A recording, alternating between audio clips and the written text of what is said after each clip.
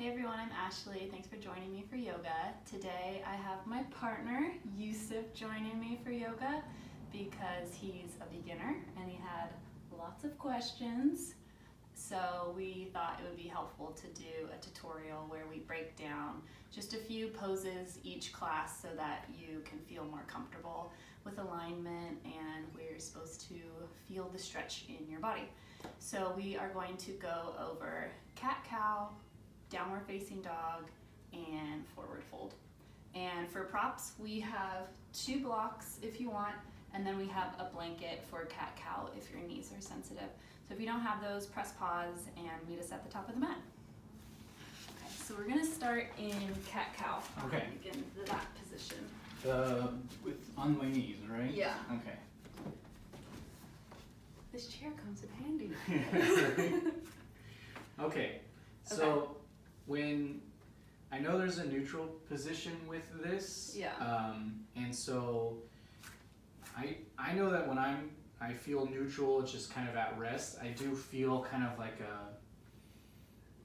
a little bit of a strain on my lower back when I'm in this position. Is that something that's supposed to happen, or is it supposed to feel? Am I not supposed to feel anything? It's supposed to feel neutral. Okay. You shouldn't feel anything. So I would say where your back is right here, does it feel less stress? Yeah, when I'm kind of like that a little bit, that feels less stress. Once I come down a little bit more, so that feels. Because when you're back, go back to how you were. Like that. That's really pretty arched. Okay. So when you go back to where you don't feel anything, that actually looks really neutral. Okay. And then you have pretty good alignment. So for class, you want to make sure that your wrists are directly in line with your shoulders, so maybe just a touch back. And then you want to make sure that your knees are directly in line with your hips. Okay. And then you want your knees to be about hip distance apart, which they are. Also, just as a heads up to know what the hell is hip distance. It's your 2 fists together. So if you go like that in any sort of pose, that's about hip distance. Gotcha. Okay. And same with these, you want it about shoulder distance apart, which if you just put it straight down, you're going to naturally get shoulder distance apart. All right. So this is what it should look like in a neutral posture. Okay. And like your neck is long, how you have it. So you're looking down just slightly. Okay. So that it's like one continuous line. So then this is what it's supposed to look like. So so now. How does it feel though? It feels fine. Like before, I was always like resting my hips down like this whenever I would say you're neutral. too arched right there. Yeah. This feels a lot better when I do this way. Yeah. And then feet is kind of optional. Some people like to have their toes tucked, like planted. That can help with balance, especially when you're integrating cat-cow specifically. And then some people like to relax their feet. Yeah. So it just depends. I mean, I switch it up every day just depending on where my balance is. But that's just a BT dub. Okay. And then, so we're gonna have you go into cow pose. So that's with your back arched down. Traditionally, you'll sync it with your inhale. So you inhale, arch, and look up. Good. So your stomach is arched down, and then your sit bones are facing towards the ceiling. So your sit bone is your bottom. Okay. And then you're looking up. So you feel a nice neck stretch right there. Gotcha. Okay. So I guess what I'm feeling right now is mostly kind of in this area right here and in here. Yeah. I do feel that kind of archness to it. And in terms of when you say your sit bone, like I can't physically tell if that's being. You said it was pointing up, right? Yeah, it looks good. It does? Okay. Your sit bone will naturally arc up as you arch your back down. Gotcha. Okay. So that naturally shifts your pelvic up. So you don't really need to worry too much about the sit bone. It'll kind of just fall into place as you arch your back. Okay. Yeah. And so should be inhaling here as I go into that position. Traditionally, yeah, you'll always hear the teacher say, inhale to cow pose. Okay. And so you'll hold there for your inhale, and then your exhale, around into cat pose. Okay. So you're doing the exact opposite. So cat pose, you want your core engaged. So when a teacher says engage your core, what that means is you're basically sucking in your stomach. So you want your belly button to suck into the back of your rib cage, but then there's also an upward motion. So it's in and up. Okay. So that. Yeah. Okay. And then good. And then here your pelvic naturally tucks in. It gets scooped in as you're arching your back. And then you want to let that neck just hang loose right there. Good. Okay. Do you notice So the there's no difference? tension in the There's neck? no it's just tension. Let it hang loose. You can even like shake your head. Like I get weird in cat cow. I don't like do it very like traditionally. But yeah, you want it to hang loose. Got it. And with that hang loose, you're able to like arch a little bit more. If you can notice that. I think so. It's just for me whenever I try to, when it comes to anything with my back, whether it be a straight spine or arched or curved like this, like I just can't tell if I'm in the correct position physically. So Yeah. But I mean that looks good. when you Drop your measure- head more, and then your arms, you don't want them locked out, but you want like just a tiny micro bend with Okay. them. Yeah. So that looks good. How Alright. does it feel? Mostly I feel all of it in my core when Yeah. I'm doing. Okay. Yeah. Cool. It's your core when you're a cat. For sure. Yeah. Yeah, and so then you will inhale to dog. Exhale cat. Inhale dog. Exhale cat. Good. And then you can go to neutral. And then I play around in this pose a lot, and I encourage people to play around. So I do a lot of like circles. I'll do what's kind of like, I call it like a figure 8. So I'm kind of like, how do I do it? I'm kind of moving my body like this. Oh, good. Yeah. So it's kind of a little combination of you're kind of arching, you're kind of... Yeah, I'm tucking, and then I arch Okay. my back, and then I tuck, and then I'll do it the other way, which sometimes is really hard because you don't have as much rhythm on your non-dominant side. So it gets weird. So I like to do that a lot, and then I also like to do just side to side. So I look over my right shoulder, I stick my right bum out, and then I look over my left shoulder, stick my left bum out. So I'll go side to side. Okay. Like that.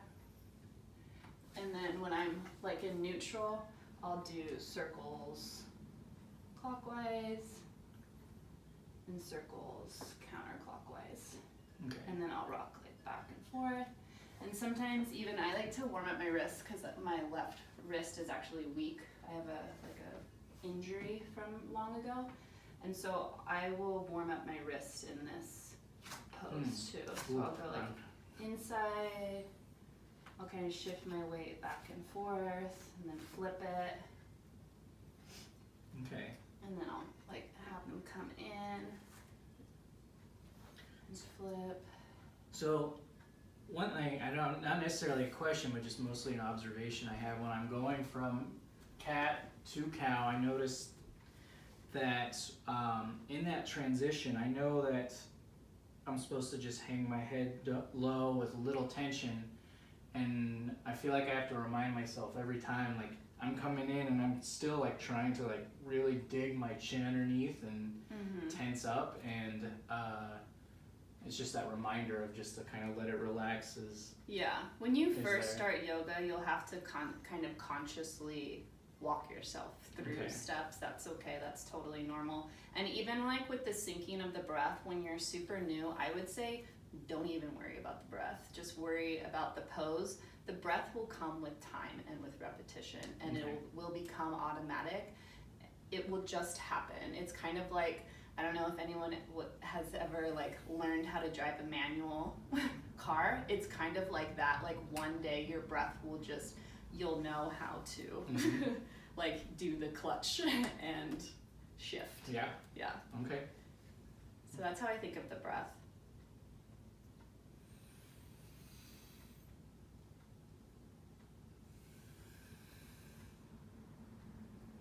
neutral, and wiggle around. Yeah. All right. Neutral, I get weird. I get funky with cat-cow. All right. And even that takes time. Like when I was a new like beginner yogi, I did everything like by the book. So if your yoga right now isn't as like free flowing as mine, that's fine. That also comes with time and feeling confident and comfortable in your practice. That's not what my practice looked like 6 years ago. Cool. Yeah, so that one observation, I think the other thing I gotta remember too is that when I'm in neutral, I think my body naturally tends my lower back will tend to sink. Gravity is going to take it down. So even though it's called neutral, there's an activeness that's happening. Gotcha. Yeah. Okay. That's good to know. Yeah. All right. Okay. I think those were all my questions. Okay, cool. Yeah. So then let's take this out, and then we're gonna do downward facing dog. From there, I like to start. I'm gonna have you go into high plank. Okay, like this, right? Yeah, so that you have. I would scoot up a little bit more to stop on that. I like to always start from high plank just so that I have it spaced out correctly from my hands to my feet. Okay. Traditionally, you will always push back on your exhale into downward facing dog. So I'll just have you on your next exhale push back to downward facing dog. Okay. Yeah, so your spine is a little bit rounded. Visually, I want you to think about, you want your body to be an upside down V. Okay. So I'm gonna have you drop your neck, and then you're pretty rounded. So I actually want you to think about opening your chest and kind of arching that back a little bit to open it up. Like that? If that makes sense. Okay. And then your arms are a little bent. You don't want them locked out, but a micro bend. And then you can try opening your feet a little bit, widening your stance. I like my feet to be wide. Okay. And then for weight distribution on your hands, it's easy. Your hands, the weight is going to naturally flood to the outside of your hands, but you actually want to tilt it in and feel it in your thumbs and your index finger. And actually, I would say spread your hands out more. Let them take up a lot of space, a lot of surface area. And then traditionally, your gaze is at your belly button. I personally think that can be really strenuous on your eyes. So I tend to gaze kind of more like at my toes between right here. But it's up to you. As long as you have a fixed gaze in any pose, that's all that matters. You just don't want your gaze like moving around. So just pick a spot that doesn't hurt your eyes. Okay. But just as an FYI, it's traditionally at your navel. And speaking of that, we want our navel engaged. So we're sucking in the belly button to the back of the spine, and then we're lifting up. And then we want our sit bone to be the highest point. So something like that? Yeah. Okay. It's still a little arched, but I think that'll come with time. And then I'm just gonna do a couple, what's it called? I'm gonna help you out a little bit. So if you have like a partner or a friend at home, this generally feels good to be stepped on. Does that feel good? Yeah. Okay. It's kind of relieving a little bit of the strain from my arms a little bit. It feels really good, and then I'm going to lean on you more. Oh. Does that feel good? I mean, my Achilles is what's kind of kicking in now. So you can bend your knees. Okay. Your knees can be as bent as they want in downward facing dog. And then I can even like put more weight. Does that feel good? Does that relieve pressure? It does, yeah. So that feels really good because you're lengthening that spine and you're taking pressure away from the spinal cord. So that feels really good.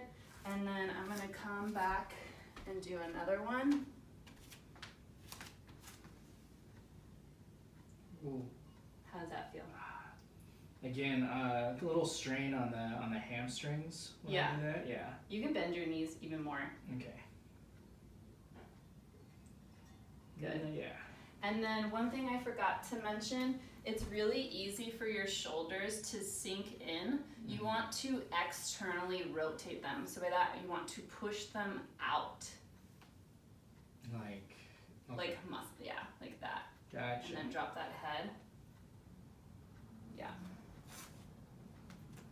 Alright, yeah. And yeah, you can bend your feet as much as, I mean, they can be like super bent if you want. Don't feel like they have to be locked out. Okay. And same, there could be like a micro bend in your arm. So. Yeah, so that looks good. Okay. When you do it like that, when you bend your knees, you fall into better alignment. Okay.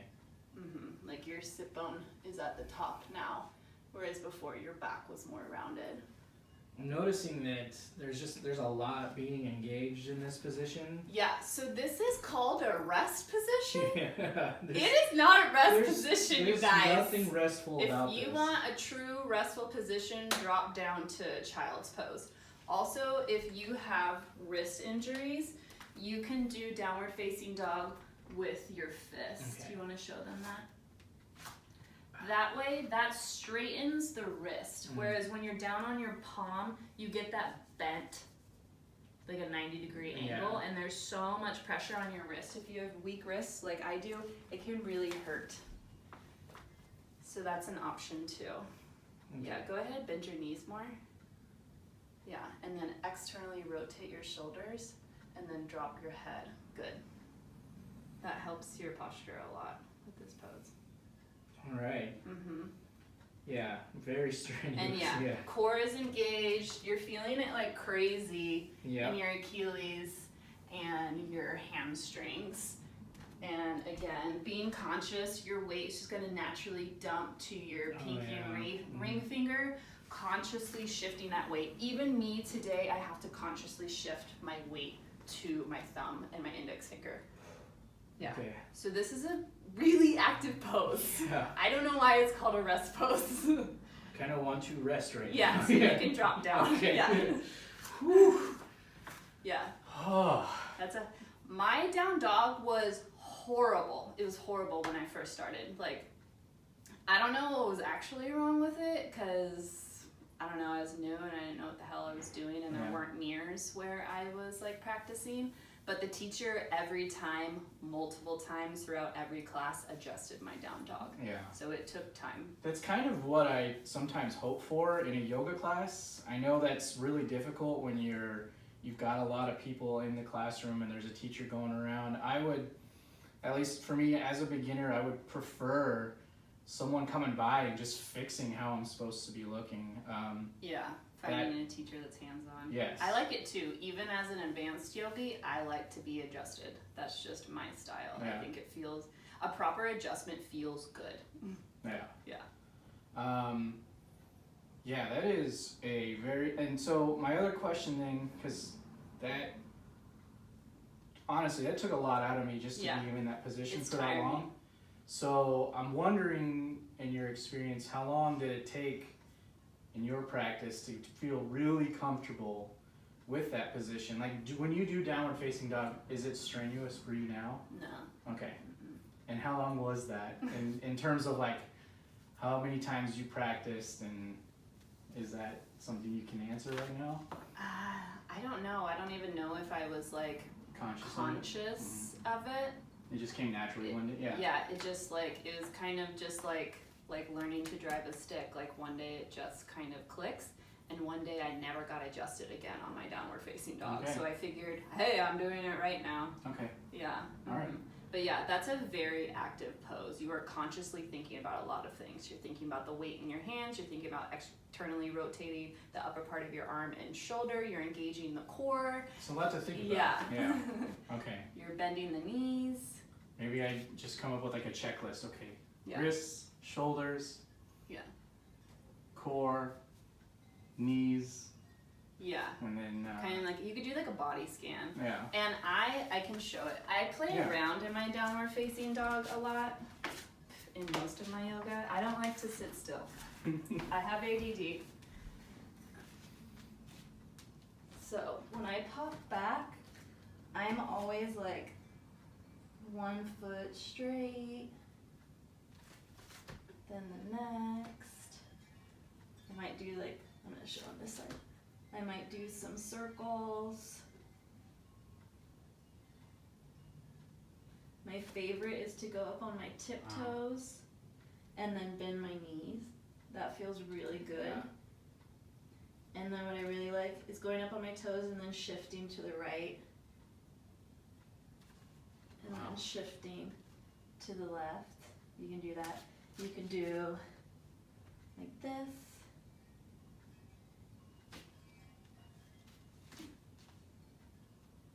So you can play with your feet a lot. It doesn't have to be traditional, I'm in downward facing dog. Like, doesn't have to be so tight, I guess would be.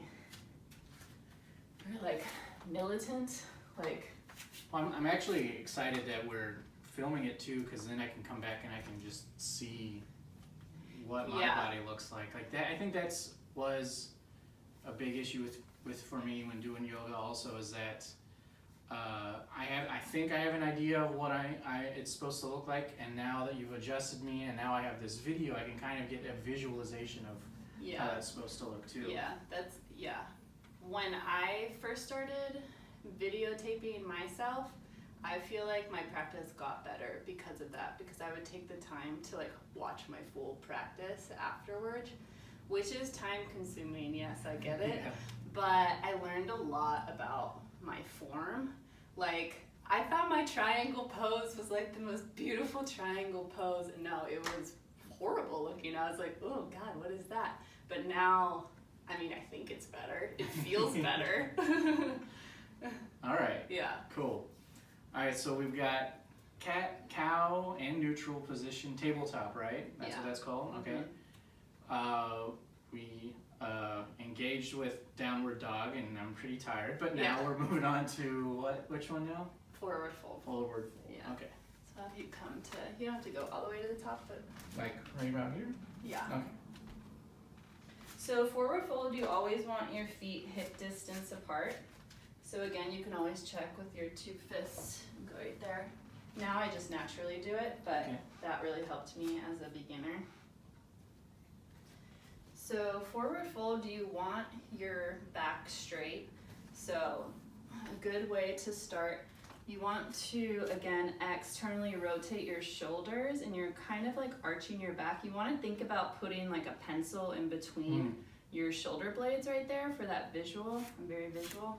And so that opens the chest a lot. And so your back starts to round when you're hinging from that upper middle spine. That's when it starts to round. But if you open your chest and then you hinge from the hips, that's how you get that straight back.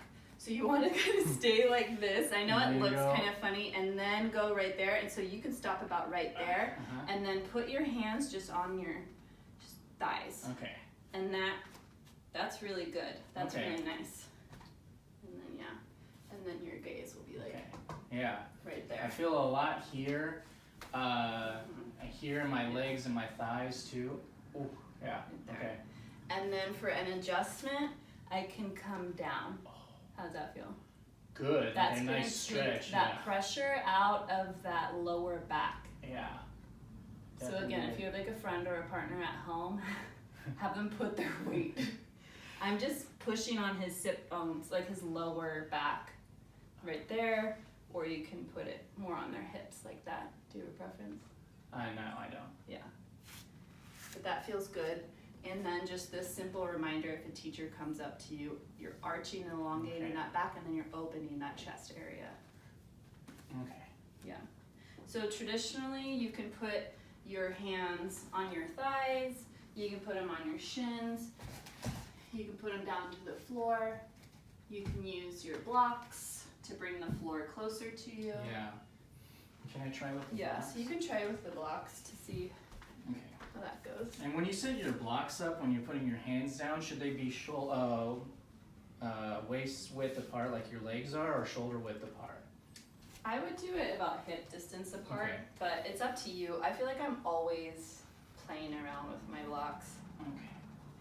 How does that look? See that you have like a bit of an arch when you go right there. I would say make that like a long-term goal, but for now you look really proper when your arms are on your thighs right there. That's forward fold. So okay, so when you say forward fold, I don't have to come all the way down like that. I can just as long as my spine is straight. Yes. Okay. The feeling that you get from being right here compared to the feeling I get to being right here, it's exactly the same. Literally exactly the same. That makes okay. So no matter what variation you do in yoga, the stretch is the same. Doesn't matter. Gotcha. Yeah. Okay, that for my forward fold feels so much better. Yeah, that is a perfect forward fold. If I can show how I was doing it before, I had this thought or this idea that I have to fold all the way down, and so my legs would be bent. But then the thing that I wasn't quite sure about is if my spine it doesn't feel straight at all. It's not straight at all. It's like super round, like a ball. Okay. Yeah. So the key then is to make sure your back is just straight. Yeah, you want to hinge from the hips, not the back. Okay. And then if you set up, like come to mountain pose, standing again, we're starting, again, just as a reminder, we're externally rotating the shoulders. We're holding that pencil with our shoulder blade and our chest is up. And then once we have that formation, then we can hinge from the hips. Nice. Gotcha. Yep. Okay. And that's as far as I feel comfortable going to. And that's your forward fold. Okay. And that's yoga. That's yoga. Yeah. That feels so much better than what I was doing before. Yeah. Okay. So that's a halfway lift forward fold. For when you're doing just a forward fold all the way down. Well, for yours, I feel like it would probably look exactly the same because your back is rounded. So, otherwise. Okay, so coming down, like again, I can already feel my back kind of rounding there a little bit. What about, can you externally rotate a little bit? How's that? It's still arched a little bit, so I would say come up even. Yeah. Like right there, that looks great. Okay. Yeah. Yeah, it feels so much better too. Or if you're wanting to touch the ground, bend your knees. So like that. But like bend your knees like a lot. Yeah. And how's the back look right there? The back's a little. Look up with your head a little bit. And then again, pinching your shoulders together. Externally rotating out. How's that? Yeah. Okay. Yeah, I mean, you can even bend your legs more, like honestly. Right there is good. Okay. You're flat. Gotcha. Your legs can be as bent as you want. My knees are bent a lot when I first get into it. Like my first forward fold of the day, because I have tight hamstrings. They just get tight like overnight, I swear to God. I'm like right here on my forward fold. If I'm initially doing it, like the first 5 minutes of practice, if a teacher says get into your forward fold, it looks like this for me. And then I'll like go like this and like sway. So like my chest is making full contact with my thighs and knees. Mm-hmm. Yeah. And then like once I'm warm, then I'm not warm right now, but I can go further with my legs straight. But initially starting out, I mean, my legs are like this. It's really comforting to hear. Yeah. Yeah. All right. Yeah. Any other questions around that? There's the forward fold and then there's the half fold aspect of it too. And it sounds like how my body is acting right now, that if someone says forward fold or half fold, it sounds like I'm just going to be doing the same thing for both, right? Yeah. Okay. If you wanted to do the forward fold, I would do it the way like I initially do it. Is you're basically like in a ball. Okay. Like here, and you can hold elbow to elbow. Okay. You can even go like this if you want. You can play with it. You can go like this, or a bit of a chest opener. But again, I'm totally like a ball right now, Yeah. and this is forward fold. Can I try that? Yeah. All right. So I'm gonna first do this thing. Hold that pencil, and then start to come, and then Yeah. There you go. that feels And really then drop good. the Actually. neck. That Perfect. feels really good, actually. Yeah. Yeah, don't ever be scared to bend your knees in a pose. Okay. And then for half full, I can come up and Exactly. There you go. do that, and So then that's what I would do for you. yeah. That would be your forward fold, and then inhale, come up to your halfway lift. I like that. That feels way more intuitive for me. You know, like that flows a lot more naturally than how I was trying to do it before. Yeah, like how you think it has to look. Yeah. Yeah. Exactly. Good. Yeah, yoga is an individual practice. All right. Yeah. Cool. Sweet. So those were the three. Those were the three. Yeah. So we went over cat-cow, neutral position. Let's just go through each Okay. one again. Okay. One more time. One more time. Okay, so we'll start in neutral. Neutral, and so neutral is kind of at rest, but you're a little engaged too, so it's not like you're sinking in your lower back. Yeah, right? your core is engaged. Right. Okay, so neutral, and then on an inhale, Cow. Good. Looks great. and then exhale, Rounding that spine, engaging the core, dropping the neck. all right, Good. and then back to neutral again, And then you can wiggle around, get funky, get weird. Yeah, okay, do whatever you want. And then for downward facing dog, I would extend my legs long so that you come into high plank. right, And then from here, I would exhale, push back to downward facing dog. and then Good, that looks good. trying to have And then, bend the knees, arms out, shoulders out a little bit, yeah, core engage. core engaged. Where's the weight of your hands? Oh yeah, always. Yeah, Okay. yeah. Steady dristy. Yeah, you can have a micro bend in your arms. Your legs can be as bent as you want them. And then Okay. you can walk to the top of the mat for your forward fold. Come up. Here's my Great. half fold, and then come down from my. Yeah, yeah, I would say bend it a little bit more. Okay. And then forward fold again. Yeah, that looks great. Feels good. You did it. Thanks. All right. All right, everyone. Thanks for watching, and we'll see you next week.